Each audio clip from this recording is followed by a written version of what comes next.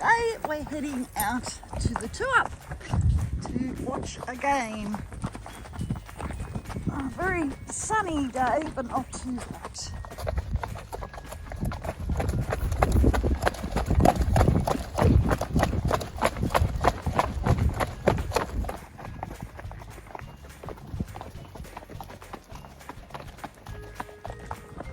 Approaching the tour ring.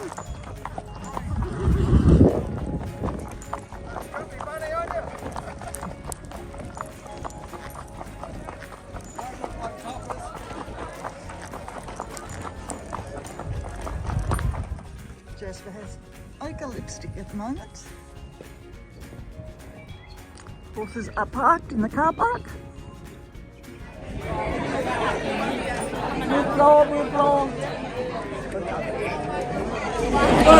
they're all tail holders over there. They've all got money on the ground in front of them, so whoever's bet on heads has gone over to them with their money and given their money to them, and then if it comes up tails, they keep it. If it comes up heads, the head better comes over and collects the money.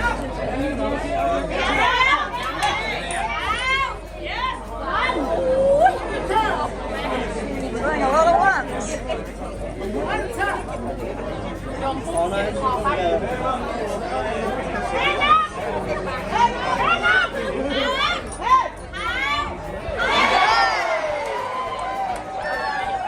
Two times.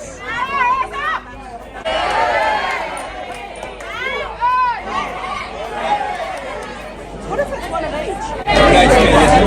Now all the heads betters are going to collect their money. Is that what you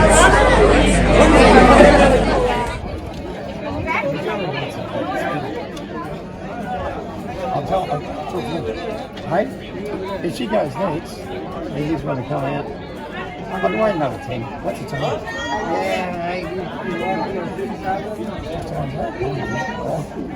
New spinner and new spinner.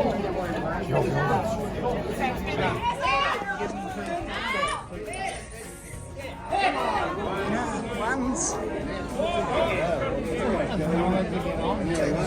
This is my bet. Bet on tails. Certain number of ones that you can throw. Yes! Won that one.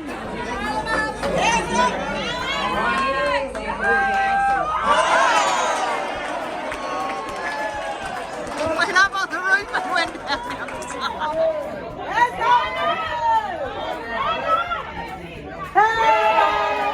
Now I bet on tails again.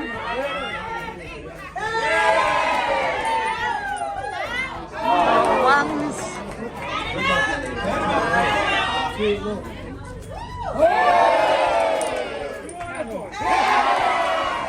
Boys are popular. The kids making their own fun. Oh, yes, yes, yes. Who's winning? No, you are winning.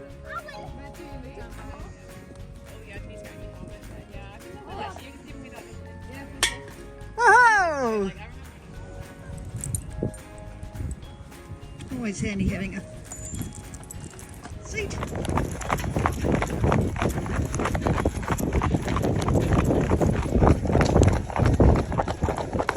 Stopped in the park for the horses to have a munch. This is the very beginning of Gribble Creek that we followed all the way through to Boulder yesterday.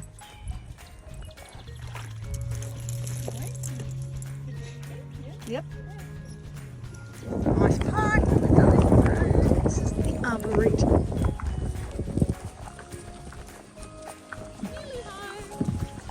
Dessert, compliments of the kitchen. Wow. How nice is that? It is. Wow. It looks amazing. He had a very good friend, an Aboriginal gentleman who was 50 years of age and had won, so it's based on a true story, won every single championship rodeo had to offer in Australia. But at 50 years of age had never been on an aeroplane, hence turbulence. Here's a tale of Billy Hayes from out in the Alice Springs. A wild young runner in his day done some crazy things. He's jumped bulls over fences, he raced a colt up Ayers Rock. His legs weren't made for walking, they were made for riding the stone. A legend around the rodeo from aileron to broom. An untied horse at 6 a.m. was saddle broke by noon. No form of equine foolery he wasn't going to try. There was only one thing that ever spooked him. He was way too scared to fly. Well, if I was meant to do it, I'd have feathers on a pig. You can fly and be in a day, I'll ride and waste a week. I hear the safest houses, and mechanically they're sound. But I don't see no rope or bridle, so I'm sticking on the ground. One day Billy got a call from his mate in Adelaide. Got his girl in trouble, and the wedding cards were played. Bill, I don't care how you do it. You can beg, steal or borrow, but the big day's on tomorrow. Bill cursed and spat. That dog and bloody coot. Of course, stallions that kill you. Of course, bulls had gone off their brains. But I never thought there had to be a day that I had to catch a plane. Billy legged it to the airport and thought, well, this is it. The lady at the counter said, sir, where would you like to sit? Oh, you know that little bit of black box thing they always seem to find? You can stick me right inside it in bloody mind. The lady just smiled and says, sir, I'll just take your bag. And Billy says, I don't bloody think so. And by the way, it's called swag. Bill was sweating buckets when they finally cleared the strip. He had his seatbelt on that tight, he was bleeding from the hip. But when they levelled out, he stopped shaking at the knees. He looked around relaxed and thought, this flying game's a breeze. He clipped his belt undone and he stretched out his seat. But he couldn't stretch that far, because his swag was at his feet. Then the captain crackled something. Bill asked the hostess what was said. Sir, you'd better buckle up. There's some turbulence ahead. Turbulence? What's that? Sir, it's pockets caused by heat. And when it gets severe, it can throw you from your seat. Throw me, I'll be buggered. Billy pushed his seat right back. He wrapped his legs around his swag, stuck his left hand through the strap. He jammed down his Acubra and was now ready to ride. And by this time, things got pretty bumpy. And Billy yelled, outside! Well, the plane dropped 1,000 feet. It rose up 500 more.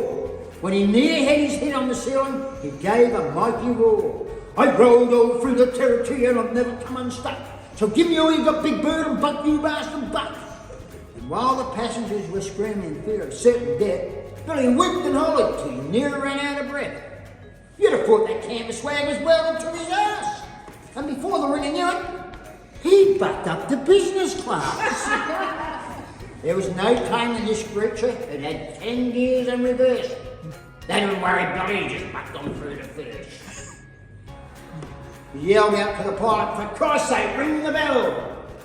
Now, Bill was bleeding from the bugle. He had cuts of both sides. And if you went there on the spot, you'd think I was telling lies. He'd been upside down, inside out, done flips with triple spins.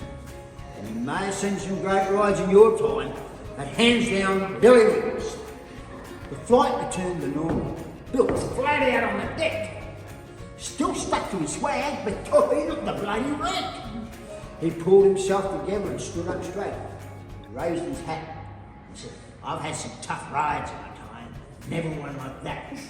An 8-second spin and those cruisers made a sturdy stuff. I was on there for near a minute, and I reckon that's enough. The first class folk were dumbstruck at this crazy ringer's feet. Billy, he just grabbed the crownie and went back to his seat. Now, Bill was long given the bucking game away. Too many breaks and dusty miles, far too little pay. Now, planes are not a problem. In fact, he'd rather fly than ride. And when you talk about his maiden voyage, his chest puffs out with pride. You have to talk about your rocky heads or that old chainsaw bloke. Why, I'd ride them both without a rope and roll a bloody smoke. There's cowboys around here who think they're hot. Well, they ain't tasted heat until the ridden time on turbulence at 50,000 feet.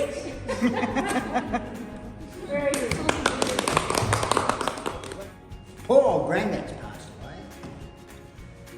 Cut off in his prime. Never had a day off crook. Gone before his time. We found him on the dunny, collapsed there on the seat. I started to look upon his face, his trousers around his feet. The doctor said his heart was good, fit as any trout. constable, he had his say. Foul play was not ruled out. There were furies at the inquest of snakebite without trace. I read that, it was quietly creepy. Death out of space. No one had a clue at all. And the judge was in some doubt. When Dad was called to have his say as to how it came about.